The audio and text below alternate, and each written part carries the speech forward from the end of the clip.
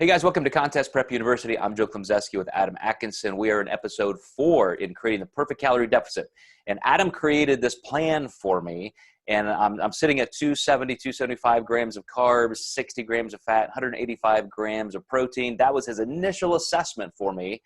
And he said that was because we are entering the transition phase of dieting, which is a series of articles I wrote, probably 2 decades ago.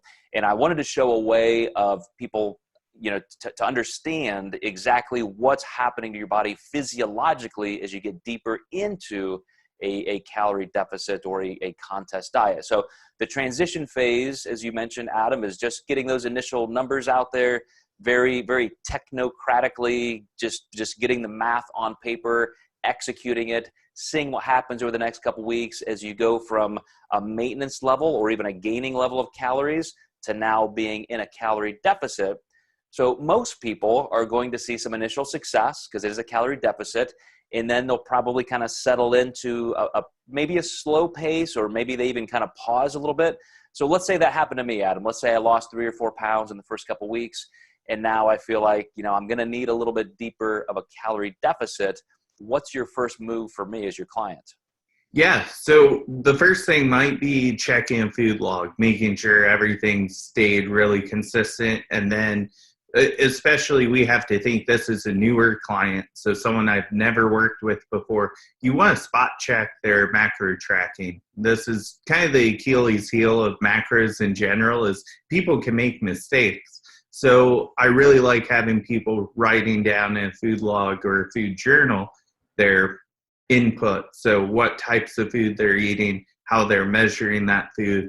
Is there anything they're not writing down that I should know about? And then we make a calorie move.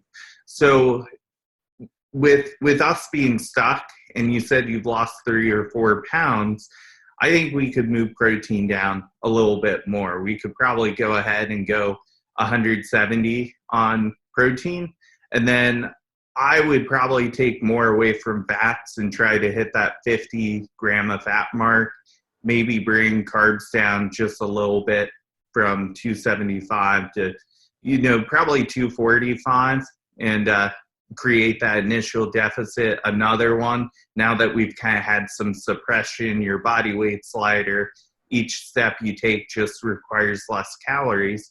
And we might actually add some activity too, just to keep things moving as well. Or I might just do a calorie move only and then see about adding that activity.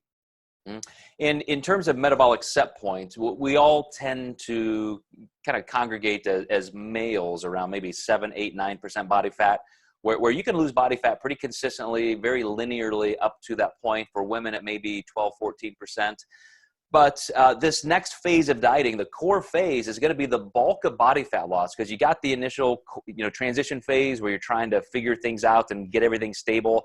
And then once you make those next couple of tweaks, you're going to go through a bulk of body fat loss that is, as I said, it's going to be pretty consistent, pretty linear, but that doesn't mean it's without change.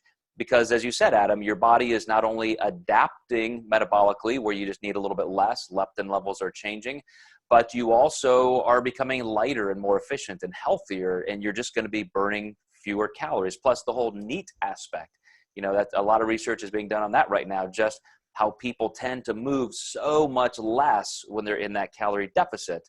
So I totally agree. There's going to be little shifts in macros, and by you dropping me down another 200 or 300 calories, historically, just knowing myself, I think that's another perfect move. Because I've been as heavy as 200 pounds, and I can eat 2,800, 3,000 calories and maintain that. But once I get down to 175, 185, I'm going to have to be in that mid 2,000 range. And to get any leaner beyond that, it's definitely going to take me, down to 21, 2,200 calories. So again, I think you're making some really good moves. What about when we get to close to that metabolic set point? I'm in single digits now. And I'm just starting to lose. What are you going to do then? Yeah, you said you're just starting to lose. I'm just stopping losing. I'm sorry. I'm Okay, plateauing a little bit. I thought you were going to say stopping losing. So yeah, when you hit that set point phase, it's usually just time to grind. But this is a great time we can experiment with multiple refeeds, see if we can get some more leptin stimulation, even boost the thyroid just a little bit, lower cortisol levels. I'll say that'll probably apply to women more than it would men.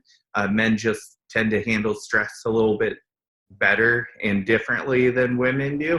So you could do some double refeeds, a diet break. And I think the diet break can be an excellent option to do that first and then make your next move, because now you know you've reached that point of recovery and now we're kind of ready for the hard work that's ahead of us in the set point phase.